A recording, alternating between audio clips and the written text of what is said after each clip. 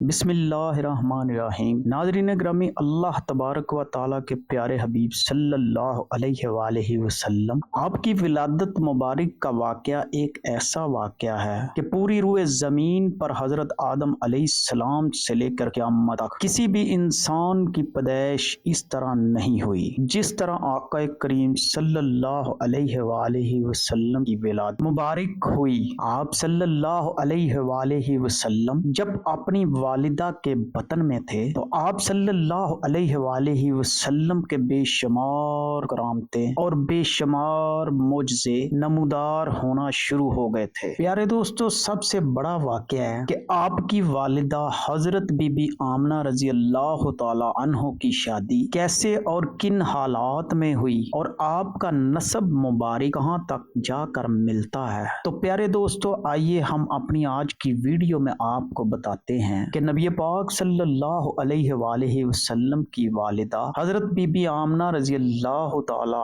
عنہ کی شادی کیسے اور کس کے ساتھ ہوئی اور آپ دونوں میاں بیوی کا خاندان کتنے نسب سے جا کر آپس میں ملتا ہے۔ پیارے دوستو، حضرت عبد مناف کے 5 بیٹے تھے: وہب، عبد شمس، ہاشم، مطلب اور نوفل۔ حضرت وہب بن عبد مناف کی بیٹی حضرت آمنہ تھی، جبکہ حضرت ہاشم کے بیٹے حضرت عبد المطلب اور ان کے بیٹے حضرت عبداللہ تھے۔ یعنی حضرت عبداللہ اور حضرت آمنہ کا خاندان حضرت عبد مناف پر جا کر ملتا ہے۔ پیارے دوستو، حضرت ہاشم کی اولاد بنو ہاشم کہلائی، جبکہ حضرت وہب کی اولاد بنو زہرہ کہلائی۔ ناظرین گرامی، حضرت بی بی آمنہ رضی اللہ تعالی عنہا 549 عیسوی میں حضرت وہب کے گھر پیدا ہوئی۔ آپ بچپن سے ہی بے حد ذہین، حسین اور طاہرہ تھی۔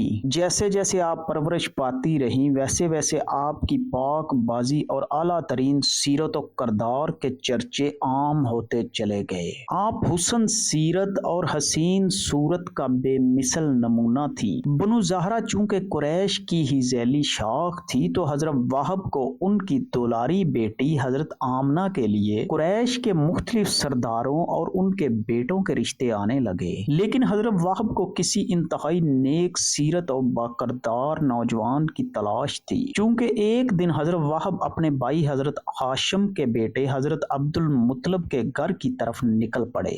راستے میں وہ ایک عجیب و غریب منظر دیکھتے ہیں۔ آپ نے دیکھا کہ کوئی 70 کے قریب تلوار باز اور نیزہ بردار لوگ ایک نوجوان کو گھیر کر کھڑے ہیں۔ دور سے ہی یہ منظر دیکھ کر حضرت وہب ایک درخت کی اوٹ میں کھڑے ہو گئے۔ آپ دیکھتے ہیں کہ اچانک آسمان سے کوئی عجیب مخلوق اس اکیلے نوجوان کی مدد کے لیے اتری اور نوجوان ان 70 تلوار بازوں سے محفوظ ہو جاتا ہے۔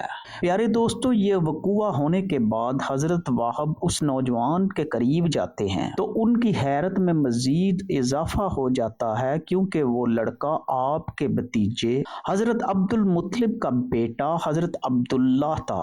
حضرت وہب اسی وقت یہ فیصلہ کر لیتے ہیں کہ وہ اپنی بیٹی حضرت آمنہ کا نکاح اسی لڑکے حضرت عبداللہ سے کریں گے، کیونکہ وہ جان گئے تھے کہ یہ لڑکا کوئی عام نہیں ہے جس کی مدد کے لیے آسمان سے کوئی مخلوق اتری ہے۔ چنانچہ آپ نے اپنے رشتے کی بات ایک دوست کے ذریعے سے حضرت عبد المطلب کے پاس پہنچائی۔ ناظرین گرامی، حضرت عبد المطلب بھی یہی چاہتے تھے کہ حضرت عبداللہ کی شادی ہو جائے۔ اس سلسلے میں وہ کسی ایسی عورت کی جستجو میں تھے جو حسب و نسب اور عفت میں ممتاز ہو۔ حضرت آمنہ بنت وہب میں یہ صفات موجود تھیں۔ حضرت عبد المطلب نے اس رشتے کو پسند کیا۔ کچھ دنوں بعد رشتہ طے ہو جاتا ہے تو حضرت عبد المطلب اپنے بیٹے حضرت عبداللہ اور قریش کے کچھ معززین کو لے کر قبیلہ بنو زہرہ پہنچتے ہیں اور وہاں دنیا کے خوبصورت ترین جوڑے کا نکاح کیا جاتا ہے۔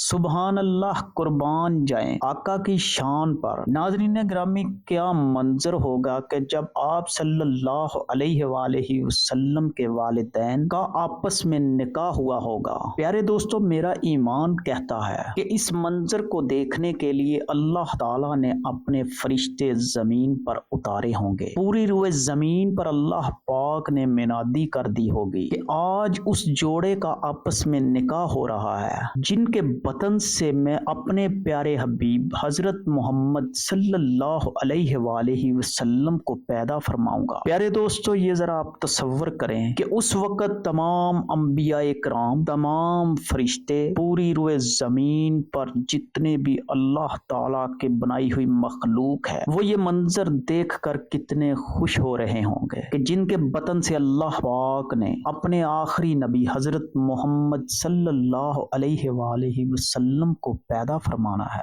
آج ان کا آپس میں نکاح ہو رہا ہے۔ تو ناظرین گرامی، یوں دو پاکیزہ روحیں ایک پاک رشتے کے بندھن میں بندھ جاتی ہیں۔ پیارے دوستو، یہاں حضرت امام آلوسی، امام ابن کثیر اور حضرت امام قرطبی سے مشترکہ روایت ہے کہ یہ مبارک دن پیر کا دن تھا کہ جب اس مبارک جوڑے کا نکاح ہوا، لیکن پھر 3 دن تک حضرت عبداللہ اور حضرت آمینہ کو خلوت گاہ میں جانے کی اجازت نہ دی گئی۔ پیارے دوستو، اس کی ایک تو وجہ یہ تھی کہ حضرت جبرائیل علیہ السلام نے حضرت عبداللہ کو بتایا تھا شب زفاف جمعرات کا دن ختم ہونے کے بعد شب جمعہ کو ہوگی، اور دوسری وجہ یہ بتائی جاتی ہے کہ یہ مکہ کے قبیلوں کا رواج تھا کہ شادی کے پہلے 3 دن تک نئے نکاح شدہ جوڑے کو تنہا نہ چھوڑا جاتا۔ پھر شب جمعہ کی وہ مبارک گھڑی آ گئی کہ جب حضرت جبرائیل علیہ السلام 70,000 فرشتوں کی سرداری میں تشریف لائے اور آ کر بام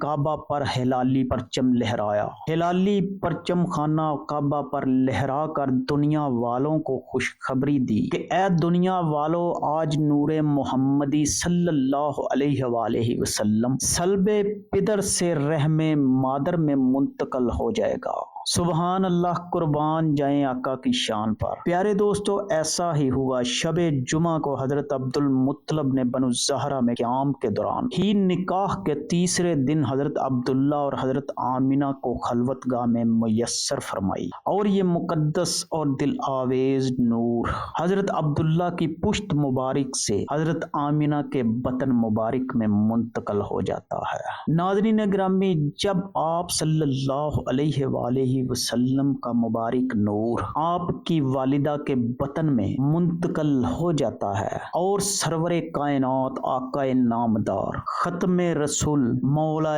کل، تمام جہانوں کے رحمت للعالمین حضرت محمد صلی اللہ علیہ وآلہ وسلم کی بشری ولادت کی تشکیل کا اہتمام شروع ہو جاتا ہے، اسی رات ابلیس لعین کا تخت الٹ گیا اور یہ مردود بارگاہ الہی میں 40 دن بحر و بر میں مارا مارا پھرتا رہا اور فرتے غم و کثرت، غیظ و غضب میں سیاہ و سوختہ ہو کر کوہ ابو قبیس کے دامن میں آ کر رونے لگا۔ پیارے دوستو، حضرت ابن عباس رضی اللہ تعالی عنہ سے یہ روایت سند ہے۔ حضرت ابن عباس رضی اللہ تعالی عنہ فرماتے ہیں کہ جس رات نور محمدی صلی اللہ علیہ وآلہ وسلم حضرت بی بی آمنہ رضی اللہ تعالی عنہ کے سپرد ہوا، اس کی تمام کاہنوں کو اطلاع ہوئی اور وہ ایک دوسرے سے مشورہ کرنے لگے۔ مشرق کو مغرب کے چرندوں پرند اور بحری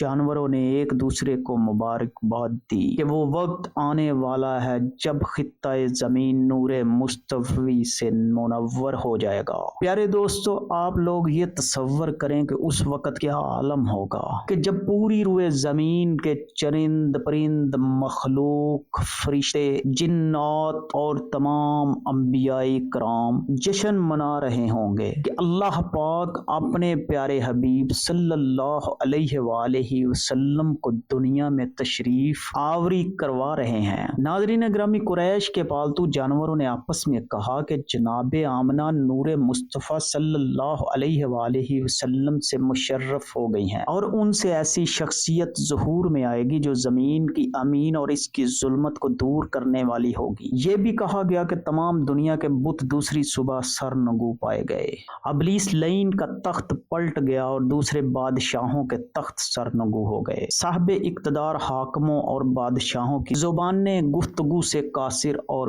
گنگ ہو گئی۔ اسی رات 200 عورتیں حسد سے مر گئی اور بہت سی عورتیں امراض قلب میں مبتلا ہو گئی۔ گئیں۔ بہت ساری صحیح احادیث مبارکہ میں روایت ہے کہ اس شب کو عالم ملکوت میں ندا کی گئی کہ سارے جہان کو انوار قدس سے منور کرو، اور زمین و آسمان کے تمام فرشتے خوشی و مسرت میں جھوم اٹھے، اور دروغہ جنت کو حکم ہوا کہ فردوس اعلیٰ کو کھول دے اور سارے جہان کو خوشبوؤں سے معطر کر دے، اور زمین و آسمان کے ہر طبقے اور ہر مقام میں خوشخبری سنا دے۔ اور ایسا کیوں نہ ہوتا کہ تمام خیرات و برکات، کرامات و سعادات اور انوار و اسرار کا مصدر اور مبدأ خلق کے عالم، اصل اصول بنی آدم کے اس عالم میں تشریف آوری اور اس کے ظہور کا وقت قریب آ پہنچا ہے۔ ناظرین گرامی، یقیناً تمام جہان والوں کو منور و مشرف اور مسرور ہونا چاہیے۔ معجزہ تو دیکھیے کہ حضرت آمنہ رضی اللہ تعالی عنہا کے بطن اقدس سے نبی پاک صلی اللہ علیہ وآلہ وسلم کے سوا اور کوئی فرزند ولد نہ ہوا، اور نہ ہی حضرت عبداللہ سے حضور کے سوا کوئی اور فرزند پیدا ہوا۔ سبحان اللہ، قربان جائیں۔ پیارے دوستو، دیکھیے اللہ پاک نے اپنے جس پیارے محبوب کے لیے یہ کائنات سجائی، تو پھر ان کی ولادت پر بھی بے شمار معجزات رونما ہوئے۔